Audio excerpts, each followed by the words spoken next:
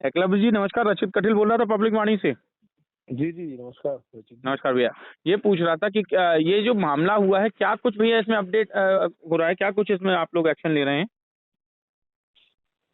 उसमें एफआईआर तो हो गई है जी और माननीय मुख्यमंत्री जी ने आज ट्वीट भी किया है जी पॉस्को एक्ट भी लगाया है कुछ जी जो थे उसमें अपराधी, जी और पुलिस को निर्देशित भी किया उन्होंने, कड़ी से कड़ी कार्रवाई होगी। जी पर इसमें जो मेरी व्यक्तिगत मांग है जी कि एक तो उस परिवार को न्याय तब तक नहीं मिलेगा जब तक कि इन गुंडों का मनोबल नहीं तोड़ा जाएगा, जी क्योंकि जिस प्रकार से इन्होंने आतंकित किया है उस परिवार को, उस पूरे मोहल्ले को, जी तो उस मोहल्ले में इनका जुलूस निकाला जाए। जी और जहाँ जहाँ ये रहते हैं जितने जी भी, ये कम से कम 50 से 60 लोग आए थे, ये जी 10 4 व्हीलर भर के कम से कम ये जी लोग आए थे वहाँ। जी तो 50 से 60 लोग ये जहाँ जहाँ भी रहते हैं, इनको इनके मोहल्ले में भी जब तक इसी तरह से नंगा करके जुलूस नहीं निकाला जाएगा तब तक उस जी परिवार को न्याय नहीं मिलेगा। एकलव्य भाई, लेकिन एक चीज और समझना चाहूंगा, क्योंकि जिस तरीके से, क्योंकि सरकार आपकी है, दोनों पार्षद आपके हैं, एक पार्षद कहता है दूसरे पार्षद से कि चूल्हे में जाए संगठन, तो क्या संगठन से बढ़कर हो गए ये जीतू यादव? देखिए, ये जो अहंकार आ गया है ना अपने आप जी को जी ईश्वर समझने का, जी कुछ लोग अपने आप को ईश्वर का अवतार समझने लगे हैं जी कि हम ईश्वर से भी बढ़ के हो गए, हम जो चाहेंगे वो हो जाएगा शहर में, जी हमको कोई उंगली उठाने वाला नहीं है। जी तो ये इनके अहंकार और इनके अत्याचार की पराकाष्ठा है। जी और अब इस तरह की गुंडागर्दी किसी भी रूप में जी इस शहर में स्वीकार नहीं की जाएगी, और जहां जहां भी इस तरह के ये तत्व अब सर उठाएंगे, जी और इनके ये कॉन्फिडेंस आता कहाँ से इनमें, जी क्योंकि जो राजनीतिक संरक्षण देते हैं इनको लोग, ये वहां से आता है इनको। तो जी इस तरह के लोग और इनको जो संरक्षण देते हैं उन सभी लोगों से सवाल होना चाहिए, और अब इनकी दादागिरी हम चलने नहीं देंगे इस शहर में। आप नगर उपाध्यक्ष हैं इंदौर शहर के। आप के अध्यक्ष द्वारा इनको नोटिस भी दिया गया, तो सिर्फ नोटिस से ही आप लोग सहमत हैं या फिर उस पर कार्रवाई भी कुछ करेंगे आप सब लोग?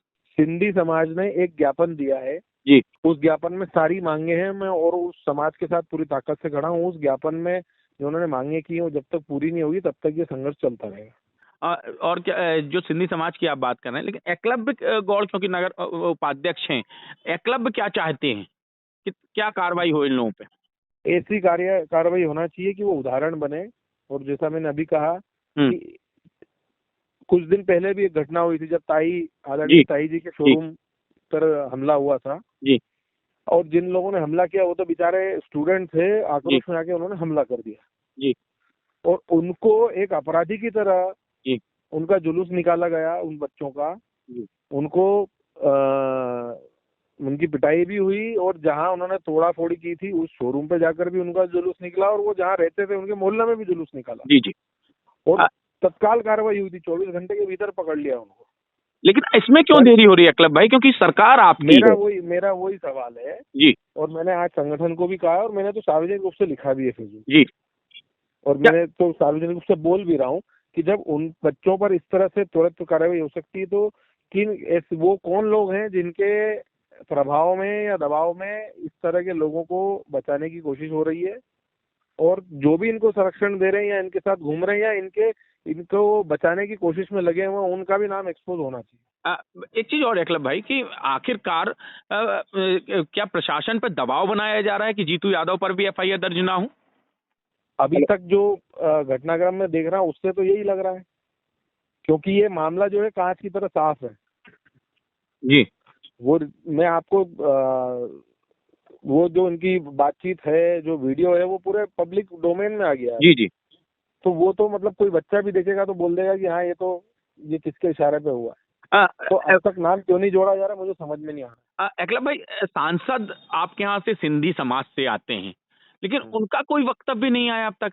क्या वो भी साइलेंट मोड पर एक तरफ बैठ के जीतू के समर्थन में दिख रहे हैं, या फिर साइलेंट मोड पे बैठे हुए या अपनी सीट बचा रहे हैं? जितने भी लोग इस अमानवीय कृत्य को देखने के बाद जो जी मौन जो धारण करके बैठे हैं, जी जितने भी हैं, जी चाहे वो नेता हों, चाहे वो अधिकारी हों, चाहे वो पत्रकारिता जगत के हों, जितने भी हों प्रबुद्ध जी बुद्धिजीवी, जी मेरा तो उन सबसे प्रश्न है, और मैंने अपने फेसबुक पे लिखा है कि समर शेष है नहीं पाप का भागी केवल व्याध, जो जी तटस्थ है समय लिखेगा जी उनके भी अपराध। तो ये उन सब लोगों से ही मेरा प्रश्न है। यानी एकलव्य गौड़ अब उस जगह खड़े हैं कि पार्टी संगठन से जैसे हो लड़ाई लड़ना पड़े लड़ेंगे, लेकिन हम उस परिवार के साथ खड़े हैं क्योंकि वो भी एक पार्टी का कार्यकर्ता है छोटा, न्याय दिलाएंगे। कृत्य है, ये अमानवीय कृत्य है और इसको किसी भी सूरत में कोई भी स्वीकार नहीं कर सकता। सभ्य समाज में इसके लिए बिल्कुल जगह नहीं है और जो भी मौन है जी, उनसे प्रश्न किए जाना चाहिए, जो भी जिम्मेदार लोग मौन है। इनकी एमआईसी जो मेंबर हैं ये, और मैं मुख्यमंत्री डॉक्टर मोहन यादव जी का धन्यवाद दूंगा जी, कि उन्होंने आज अपने ट्वीट किया है और स्पष्ट संदेश दिया है। मैं उनके इस कड़े जो उन्होंने कदम उठाया उसके लिए मैं उनका हृदय से साधुवाद देता हूँ। क्या एमआईसी मेंबर के पद से भी हटाना चाहिए इनको? अब ये निर्णय संगठन को करना है कि इस अमानवीय कृत्य का क्या दंड देना चाहिए, जी, ये संगठन को निर्णय करना है। भोपाल प्रदेश अध्यक्ष तक ये क्या आपने ये बात रखी अपनी इस मैंने नेतृत्व में? प्रदेश लेवल पे, नेशनल लेवल पे, जहाँ जहाँ भी उचित फोरम है हमारी पार्टी का, वहाँ ये मैं पहुँचा चुका हूँ। बहुत बहुत शुक्रिया एकलव भाई मुझसे बात करने के लिए। जी, धन्यवाद।